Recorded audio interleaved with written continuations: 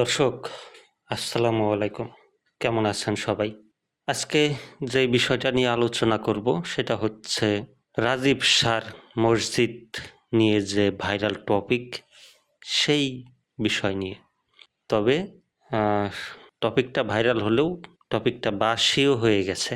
কারণ মসজিদ হয়ে আহ, ভাঙাচোরাও হয়ে গেছে বা আহ, এরকম ভিডিও দেখলাম সামাজিক যোগাযোগ মাধ্যমে। তো আসলে ধর্মীয় বিষয়ে আমার অতটা জ্ঞান নাই, তারপরেও আমি যতটুকুন বলতে চাই সেটা হচ্ছে আহ, রাজীব শাহর মসজিদ, সেখানে আসলে মসজিদ বলা যায় কিনা, মসজিদ একা একজন ব্যক্তি উদ্যোগ নিয়ে মসজিদ তৈরি করে ফেললো, সেটা আসলে জনগণ মেনে নিল, সাধারণ মানুষ আসলে সম্ভব কিনা?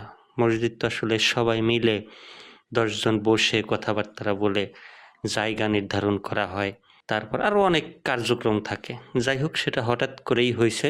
তবে আমার দৃষ্টিকোণ থেকে আমি বলতে চাই যে সেটা একটা নামাজের স্থান বলা যেতে পারে, বা নামাজের স্থান তৈরি করেছিল আহ, রাজীব শাহ নামে একজন ব্যক্তি।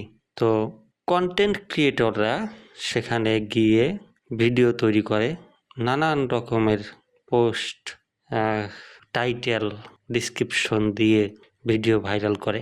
তো সেখানে একজন ইমামও নিয়োগ হয় বা নিজের থেকে এসে নামাজ পড়ায়, যেহেতু নামাজ পড়ানোর একটা জায়গা তৈরি হয়। তো সেই ইমাম সাহেবের কথাবার্তায় বোঝা গেল যে আসলে আহ, অনেক কথাবার্তা অতিরিক্ত করে, অতিরঞ্জিত করে প্রচার করা হয়েছে, যা এখন পর্যন্ত আমি দেখলাম যে পথের আহ, মানুষ হলেও রাজীব শাহ, তারপর ইমাম সাহেবের যদিও একটা পরিচয় আছে, তো তারা কিন্তু বিষয়টা মেনে নিচ্ছে বা কন্টেন্ট ক্রিয়েটরদের সাথে এখনো কথা বলে যাচ্ছে।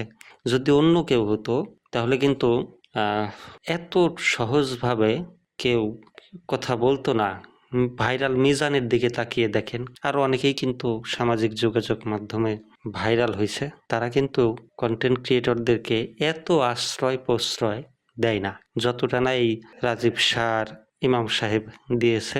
তো যাই হোক, এখন কথা হচ্ছে এই যে রাজীব শাহ নেশা, অনেকেই বলে নেশা করে, অনেকেই বলছে ভারতীয় নাগরিক, অনেকেই অনেক জায়গার পরিচয় দিচ্ছে, নিজের মতো করে পরিচয় দিয়ে প্রচার করছে। তো এখন কথা হচ্ছে, দর্শক বা আপনারা যারা আছেন ভিডিও দেখেন, রাজীব শাহ কিন্তু আমি যতটুকুন বুঝতে পারছি কথাবার্তায়, তিনি মোহাম্মদপুরের বিহারের একটা ছেলে বা মিরপুরে বিহারের একটা ছেলে, দুই জায়গার যে কোনো একটা জায়গার হবে, যদিও সে প্রকাশ করে নাই। কারণ আমি দীর্ঘদিন একটা বাসায় 4 বছর ছিলাম, সেই বাসার 1 বছরের মতো বিহারের একটা ছেলে দারোয়ানের চাকরি করছে। সেই জায়গা থেকে স্পষ্ট হয়েছি যে আসলে বিহারেরই একটা ছেলে বাইরে গিয়ে থাকে, বিহারের পরিবেশ হয়তো বা নিজেকে মানায় নিতে পারে নাই, বিহারের থেকে রাস্তাঘাট তার কাছে বেশি ভালো মনে হয়, সেই জন্য সে রাস্তাঘাটেই থাকে। এই মুহূর্তে আহ, অনেকেই একটা ছবি দেখলাম, কয়েকটা ছবি ভারতের তাজমহলের সামনে আরো নানান জায়গায় দেখার পরে সেই ছবি প্রচার করে বলছে ভারতীয় নাগরিক। যদিও এই রাজীব শাহ প্রকাশ করেছেন যে তিনি ঘুরতে গিয়েছিলেন, আর ভারতীয় কোন জায়গার কথা রাজীব শাহের মতো সেটাও আমি অতটা বলতে পারি না। তবে এতটুকুন স্পষ্ট, বিহারের ভাষার সাথে, বিহারের মানুষের কালচারের সাথে ওর অনেকটা মিল আছে। বিশেষ করে বিহারে কিন্তু প্রায় বেশিরভাগ মানুষই নেশা করে অতিরিক্ত, মানে বেশিরভাগই বলতে লোক মুখে শোনা, আমি যাই নাই, একবার গেছি শুধু ওই যে বিহারি ক্যাম্পের ওইখানে, ওই যে বোবার বিরিয়ানি খাওয়ার জন্য।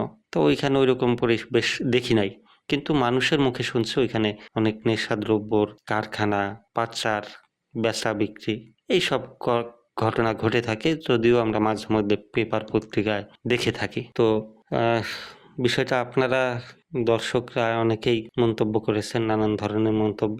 জানি না আসলে কিভাবে আপনারা বিচার করে কথাবার্তা বা কেমন বলা উচিত। তো দর্শক, আসলে সব কিছু না জেনে প্রচার করা কোনো ঘটনা বা কোনো দৃশ্য প্রচার করা উচিত না বলে মনে করি। আপনারা কি মনে করেন অবশ্যই কমেন্ট করে জানাবেন বিষয়টা। ধন্যবাদ। সবাই ভালো থাকবেন। যারা লাইক করেন নাই লাইক করবেন, কমেন্ট করবেন, সাবস্ক্রাইব করবেন। সবাই ভালো থাকবেন। আসসালামু আলাইকুম।